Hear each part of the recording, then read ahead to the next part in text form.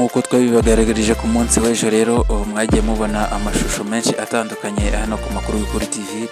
Mwagiye mubona imvura nyinshi yari yaguye hano ku kibuga mpuzamahanga cya stade ya Huye, aha niho hari kubera umukino w'ishyiraniro mu by'ukuri wari wahuje ikipe ya Mukura Victory Sport ndetse na Gorilla FC.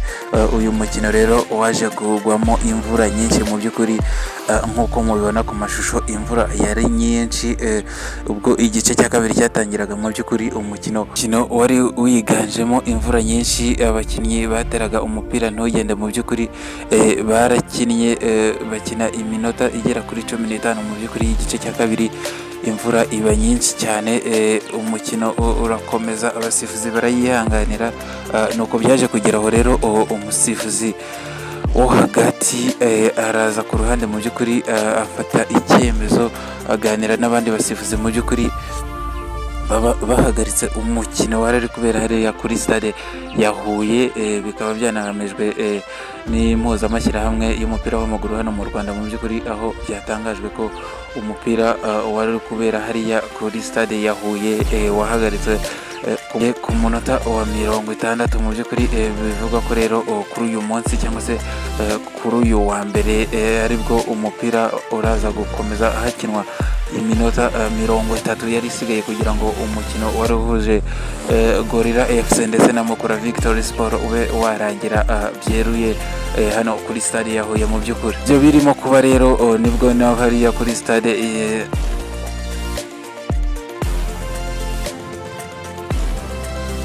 umukino wa Mukura Victory Sport rero mu gihe wari uri kuba mu masaha hamwe nayo kuri stade Amahoro i Remera hari kubera umukino rurangiranwa ruhehemura derby de la Mille Collines cyangwa se derby yo mu misozi igihumbi yari yahuje Rayon Sport ndetse n'ikipe ya Paris FC hano mu gihugu cy'u Rwanda. Ni umukino uba wahuruje benshi mu by'ukuri. Ni umukino rero watangiye ku isaha y'isa 9 nk'uko na hano i Huye byari bihagaze mu by'ukuri.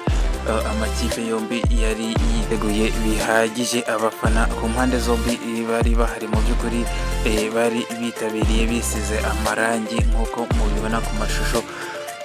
Uyu mukino rero nawo waje kurangira amakipe yombi aguye miswi ubusa ku busa hagati y'ikipe ya PRFC ndetse n'ikipe ya Rayon Sport.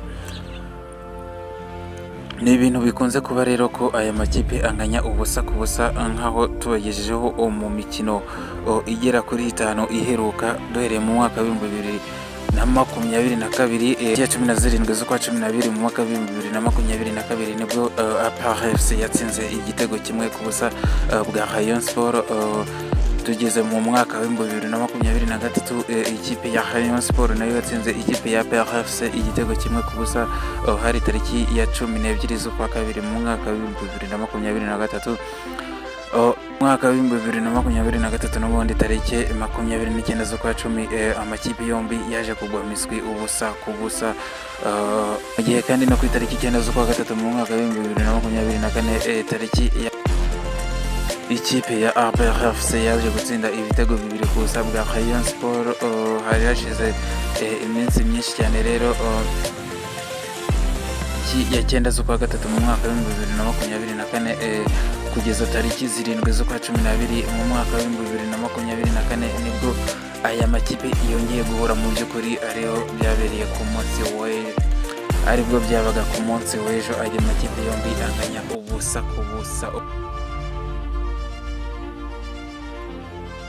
Uyu mukino karundura ruhehemura wari guhuza ikipe ya PRFC ndetse n'ikipe ya Rayon Sport byari byakomeje bitangazwa mu bitangazamakuru byinshi bitandukanye ko uyu mukino hazifashishwa ikoranabuhanga rya VAR, ariko byaje kunyomozwa n'impuzamashyirahamwe y'umupira w'amaguru hano mu Rwanda. Mbere yuko umupira utangira mu by'ukuri byaje kugaragara ko aya makuru ari gukwirakwira hirya no hino ari ibinyoma, ko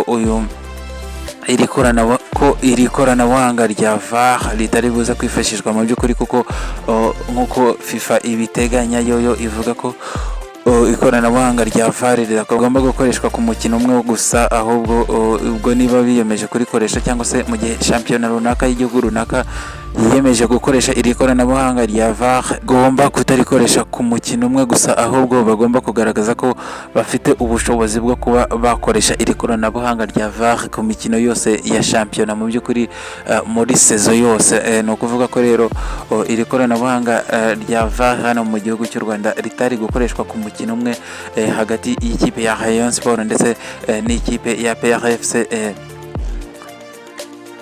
Ibyavuye muri uyu mukino rero ntabwo byishimiwe n'abafana mu by'ukuri, kuko abafana bo baba bashaka mu by'ukuri kureba ninde uratsinda ninde uratsindwa mu by'ukuri, ariko baje kubyakira mu by'ukuri bitewe n'uko aya makipe yombi yaje kurangira anganyije ubusa ku busa hariya kuri stade ya Kigali.